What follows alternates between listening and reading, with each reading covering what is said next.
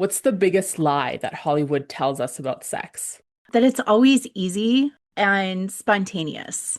Hollywood sells us this image of she's standing at the sink doing dishes and he walks in from work, walks up behind her all sexy, and he's like, "Hey, do you want to go to bed?" And in the movie, she's always like, "Oh my gosh, I've just been waiting all day to have sex with you." But in reality, the majority of women experience responsive desire, which means that their bodies need to be doing sexy things before their brains catch up and go, "Oh, wait, I do love sex." So if she is elbow deep in dishwater, no, she does not want to have sex. Her body and brain have no context for anything sexy happening at that moment. Sex is not always spontaneous and easy. It takes effort, it takes investment, it takes energy. So women experience responsive desire most commonly, and men experience Stereotypically, what? stereotypically, men experience spontaneous desire, which is, oh, the sky's blue, I could have sex.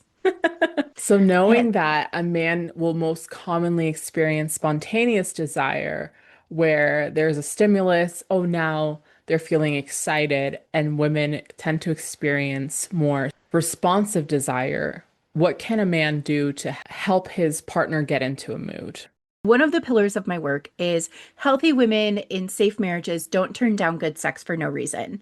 For a lot of women, sexual desire is contextual.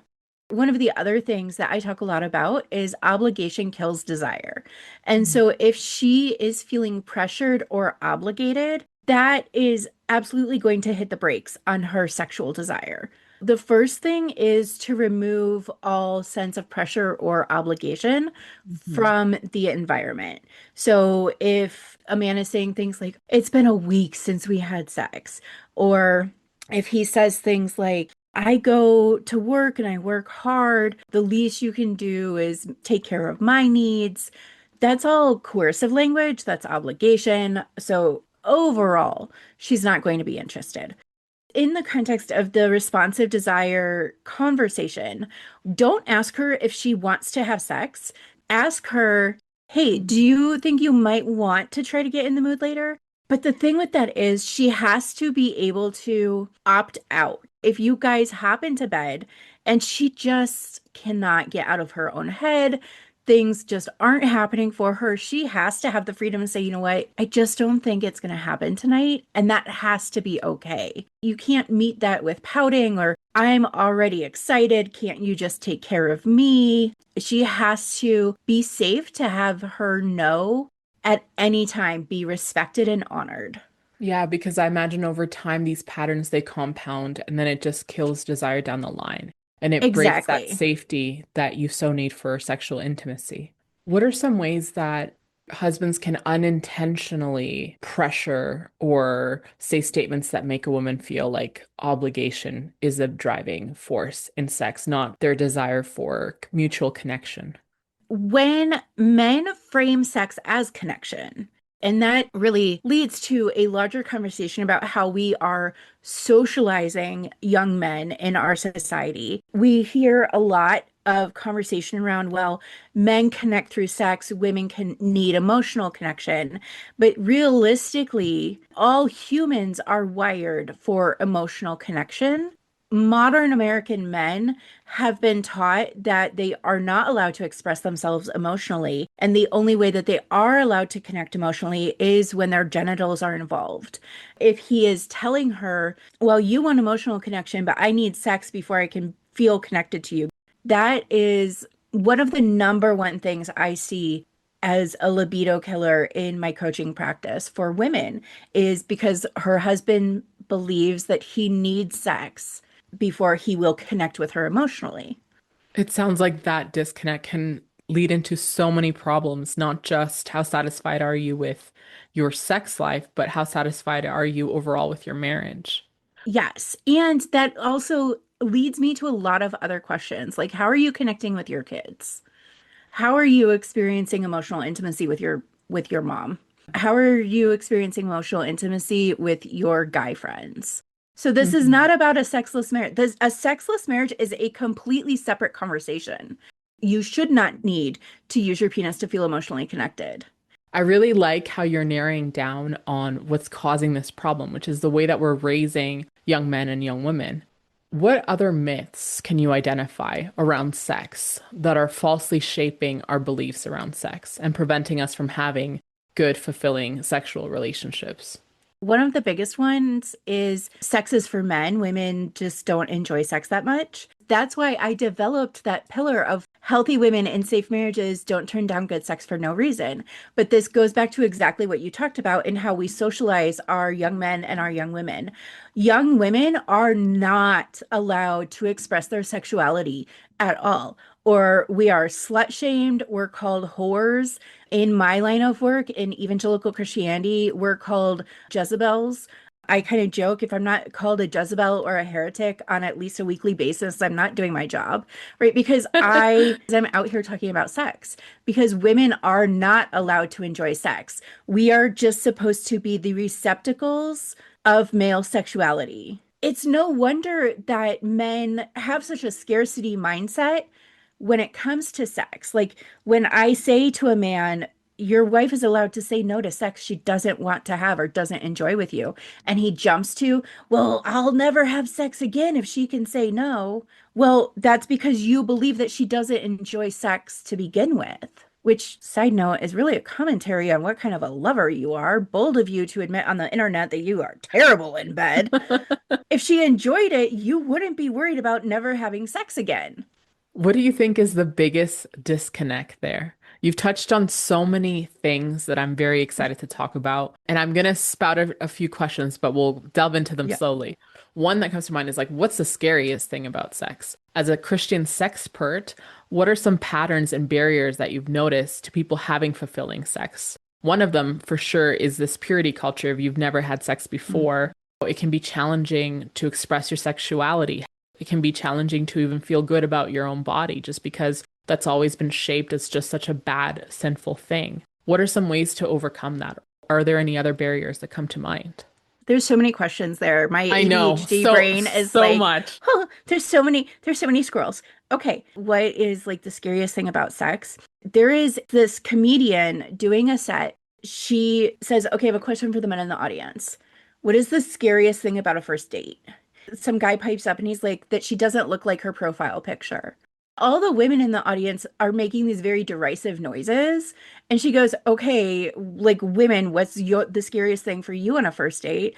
And all the women are like being murdered. That's the scariest thing about a first date for a woman. And so that translates into what the scariest thing about sex is. Sheila Rigregor, even if you are not Christian, I encourage you to look at her work because her work primarily looks at evangelical women and evangelical marriages, but her research shows us patterns for society at large.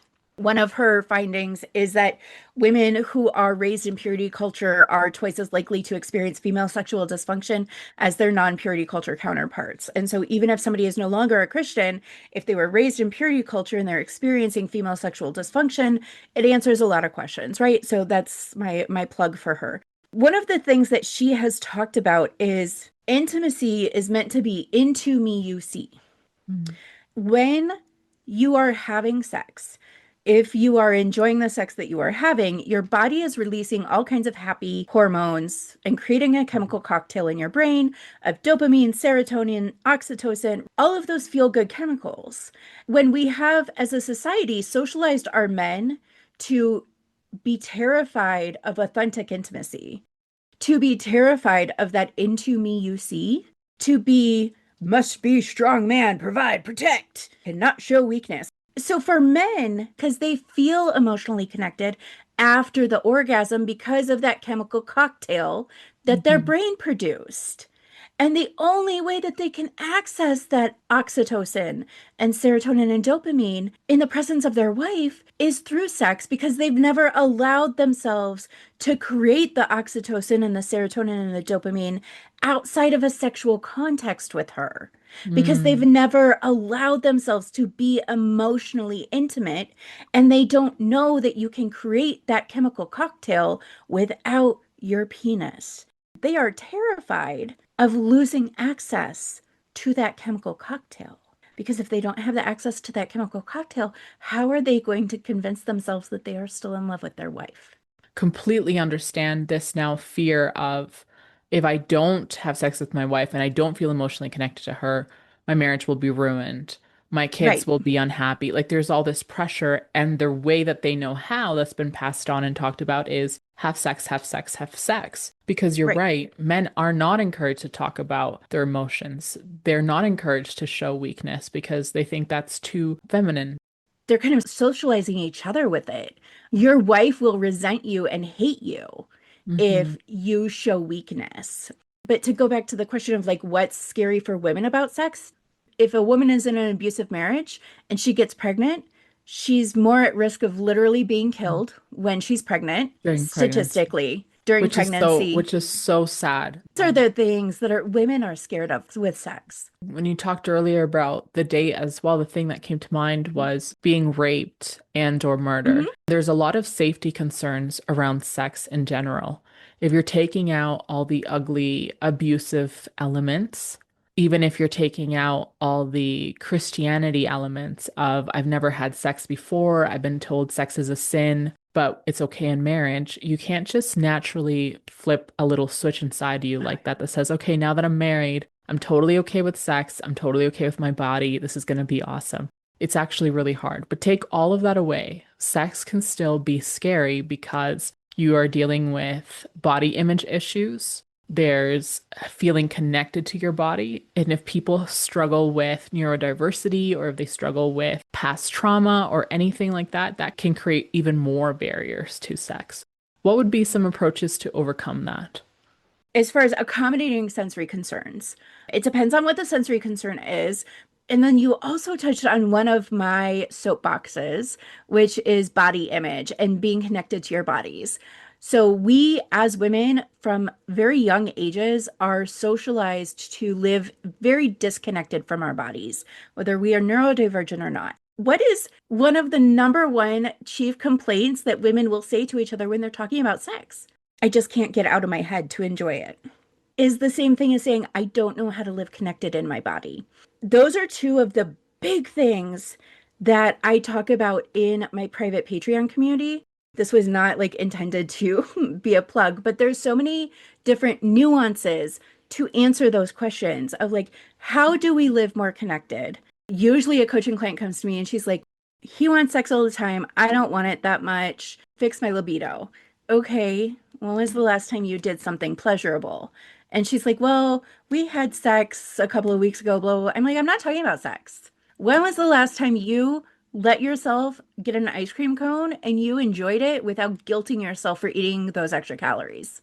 When was the last time you rolled out up to the Starbucks drive-through, got yourself a happy little drink, and you sat in your car and stared into the void in silence for 20 minutes without thinking, I should be somewhere else. I should be productive. This is not, I need to be doing these 17 other things. If you cannot allow yourself to experience pleasure outside of the bedroom, you're never going to be connected enough to your own body to experience pleasure inside of the bedroom. Sometimes there are stories that we tell ourselves that prevent us from having great, fulfilling sex. Sometimes it's, I'm not good enough. My wife or my husband won't love me. My wife or my husband are criticizing my body. I'm criticizing my body. What are some ways that we can rewrite those stories so that we have a good dialogue to help us get into that headspace where we are feeling good about sex and ourselves? I recommend sex journals all the time. We have these narratives that we've made up, and we've convinced ourselves that it's the America Ferrera monologue from the Barbie movie. We're too Mm. much, we're not enough. I'm too vanilla, I'm not kinky enough. I'm too kinky, I'm not vanilla enough. I'm not a porn star, but I'm not allowed to be a porn star because I'm a Christian. We know that journaling is effective for rewriting narratives in other areas of our life. So it makes sense that applying that to your sex life works as well. But sex journaling works a little bit differently than your typical I'm good enough, smart enough, and gosh darn it, people like me sort of journaling. I'm not sure if you're old enough to get that reference. No, I didn't get it. Okay. It's a But you very delivered it old, beautifully, and I understood the concept. So how would that translate to sex it's a journaling? very old Saturday Night Live skit. It's like words of affirmation with Gary Smalley. I don't know. Look up that phrase on YouTube so you can get the reference. Everybody over 40 got it. With sex journaling, the way that it works is there's two options that you can take. One is you can just get a pretty notebook and you can come up with your own things to write about. So I usually recommend people start with the last time we had sex, I really loved. I didn't so much love, blah, blah, blah. And the next time we have sex, I would like to try. And then you give it to your spouse, you let them read it, and they get curious, they get to ask questions, respond in writing, and you pass it back and forth. If the idea of coming up with your own stuff to write is too intimidating, I create a sex journal with over 100 prompts, gives you the things to talk about, to write about, to start thinking about.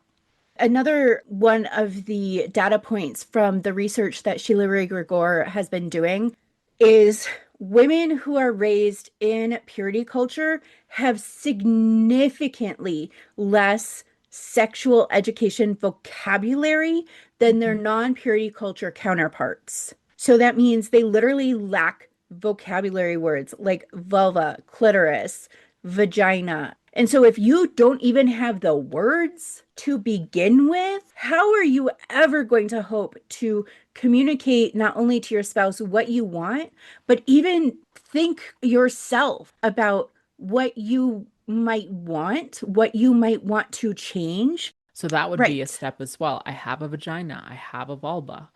That guided journal helps you start to discover both the healthy and unhealthy scripts that you have about sex. It isn't so much, I need to focus on the unhealthy stuff and like figure out what's wrong and dissect it, versus a maybe I just need to focus on the healthy and build up the amount of healthy that I have so that the healthy outweighs the unhealthy and the healthy starts to tip the scale in the right Mhm. direction. And the unhealthy will start to diminish itself as it gets outweighed. So Y'all what need would to be address. a good And so script to approach that? if it's an issue of the orgasm gap where over 90% of men experience an orgasm during a sexual encounter, whereas less than 50% of women experience an orgasm during a sexual encounter, like search hashtag orgasm gap and the Christian sexpert. And I have a ton of videos out there and be like, oh my gosh, I did not realize that this was such a widespread problem. Like, what do you think about trying to close the orgasm gap and like changing the statistic? That's a great script, and I Yeah. really like that. The only thing that I makes me wonder is what's a good sustainable long term. I think eventually couples need to get to a point where they can have honest communication with each other without throwing accountability somewhere else, but saying, "Hey, I've been thinking of doing this. What do you think about trying this in bed?" Or I've been noticing this. What have you noticed? What have you been experiencing? Do you have any scripts like that where they can just be more direct? Yeah, and I think that comes with, like you said, women having built more of a vocabulary for themselves, having a trust that the marriage is a safe place to express those sorts of things. I had one woman send me one of my reels and she's like, I want to send this to him because I'm interested in this thing from you, but I'm like scared. I'm like, why? Why are you scared to send him an Instagram reel? I'm like, is he a horrible person? She's like, no. I'm like, is he frequently judgmental of things that you bring up? And she's like, no. I'm like, okay. Is he going to leave you because you sent him an Instagram reel about sex that could improve your sex life? And she's like, no. I'm like, okay, so this sounds like it's all in your head. And she's like, yeah, it's all in my head. And it turns out she sent it and she was fine. If there is no pattern of him reacting badly, just say the thing and see what happens. I don't have anxiety. My friends with anxiety kind of hate me when they're like, I'm so anxious about this thing. And I'm like, okay, but like, what's the worst that's going to happen? Is he going to be like, okay, that sounds great. Let's try it. If that's the worst that's going to happen, like, just say it. I find people really get scared with verbal communication around sex. If you are not in a place where you're not yet comfortable, either do the journal, text it, hey, I'm feeling really shy about bringing this up verbally, but what do you think about blah, blah, blah? That's actually so endearing. I'm feeling really shy about bringing this up verbally. Yes, What do you think about? That's such a right. fantastic script. And it's good to identify a few things that could be around the hesitation. One, it could be you don't have the vocabulary. Two, it could be you don't have the confidence for that direct communication. Three, it could also be, like you said, anxiety. Anxiety can really mess with our heads sometimes and make us feel like, oh no, like this person's gonna be mad. This is not gonna be good for us. Other times, what I've seen with some women and some men is the need and responsibility to manage other people's emotions. And so we run into this cognitive distortion where we're now almost mind reading or fortune telling. What other things do you think are barriers that people run into? If the reality is you need to think through those things because you are going to have to manage his big feelings afterwards, go to therapy. If Mhm. he won't go to therapy, you go to therapy. And if you are only 23 and that's what's happening in your marriage, do not do this for another 20 years. Go to therapy, fix it now. It just leads to so many other problems in marriage. One of the other barriers is there's a difference between her thinking that she needs to manage his emotions and him legitimately needing his emotions managed. Mm-hmm. Because it could well be she was raised in a household where dad needed his emotions managed. And so she thinks that her husband needs his emotions managed, but he really But he doesn't. doesn't. Yeah. Yeah. And so you need to have a real clear picture on, is this just my thing or is this like a legitimate issue in the marriage I'm actually in and not in the marriage I think I'm in? For people that are in a pretty good marriage, but they want to be in a great sex life, they're just experiencing that not consistently right now. Sometimes it's great, Mhm. sometimes it's not. What are two strategies that you would give them so they can feel connected with their spouse for both men and women, and that they can cultivate this sense of trust and safety and playfulness in their sexual relationship? First is an acknowledgement that your sex life isn't always going to be great, and that's okay. You open the episode with a question about like what are the lies that Hollywood tells us? And that's one of the lies is that your sex life will consistently be amazing throughout your entire life. It's always going to be mind-blowing orgasms. And it's just not. Sometimes it's going to be day-old soggy pizza sex, and that just has to be okay. Look, day-old soggy pizza is still pizza. I like to toss it in the air fryer to make it a touch crispier. But no, I get that. And I love that. And here's why. What Hollywood sells us, nope, said that wrong. What Hollywood sells us is a lot of lies. It sells us how we look during sex, which is not true. It Yeah. sells us like this very abbreviated version of you kiss a little bit and now the woman is fully Oh, aroused, yeah. penetration, and he Oh, doesn't yeah. come They very like a orgasm few minutes to together. come. Yeah. Yeah, they orgasm together. He doesn't come quick. He has like an hour long before he has an Right. orgasm. They sell us so many different things. They don't also factor in how your body is feeling that day, whether you're feeling tired, whether you've just had kids and you're navigating kids. They don't sell you for different stages of life. Yeah. If you know that it's a lie, then you realize, hey, my sex life and my marriage, it's actually not bad. It's just not Right. this false glorification of something that's not true and is sold as truth. Exactly. 100%. I mean, there's so many other factors going into that too, especially for the population I serve with evangelicalism, because then you're layering on this idolization of the institution of marriage. He cheated on her, but God hates divorce. You should have been having more sex with him so he wouldn't have been tempted to cheat. There's so many extra layers with that. But to go back to the original question of like amazing sex, part of amazing sex is having realistic expectations. It isn't going to be amazing sex every time. Mind blowing And every single time. yeah, yeah. Like you're not going to have 17 orgasms every time you have sex. It's just not realistic, especially after you have kids and especially if you're in perimenopause. And sometimes it's a miracle if you can even just get to orgasm after you hit perimenopause. Your sex life will go through seasons throughout your life. A clinically sexless marriage is defined as sex less than 10 times per year.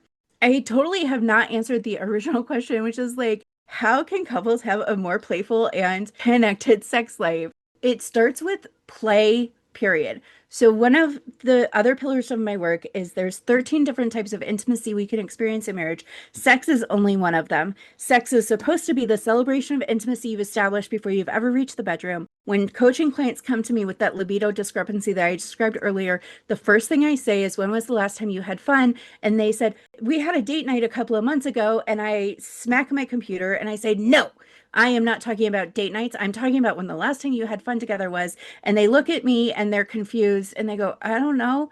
And that's because the first thing that goes in marriage usually is recreational intimacy, which is all about how you have fun together. So if you want a better, more connected sex life, you need to look at the 13 types of intimacy, but also primarily your recreational intimacy. How are you having fun together?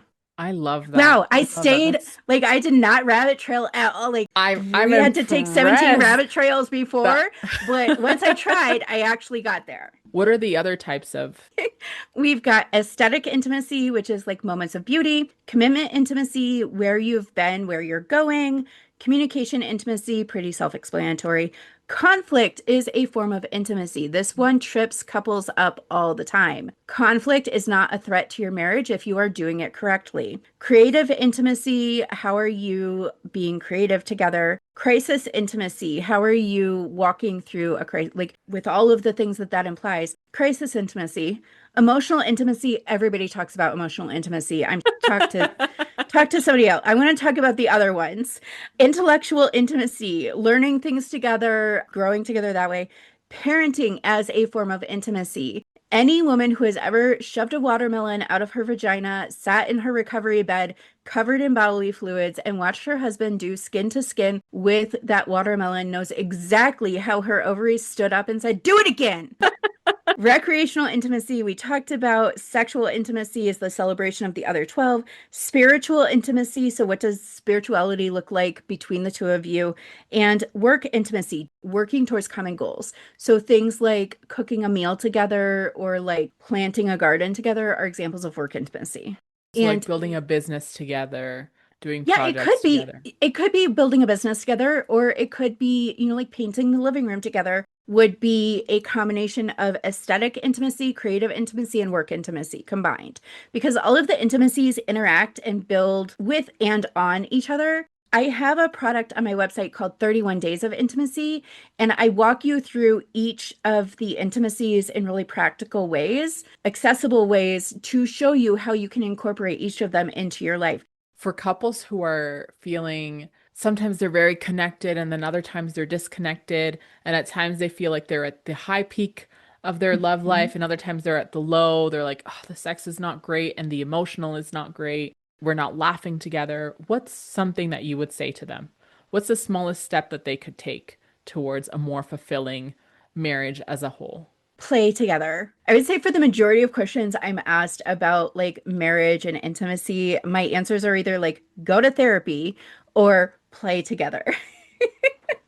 If your issues are really serious, go to therapy. If your issues are, if he does not take the trash out in the morning like he is supposed to, one more time, I am going to throw ice water on him in his shower tonight. I figure out how to play together.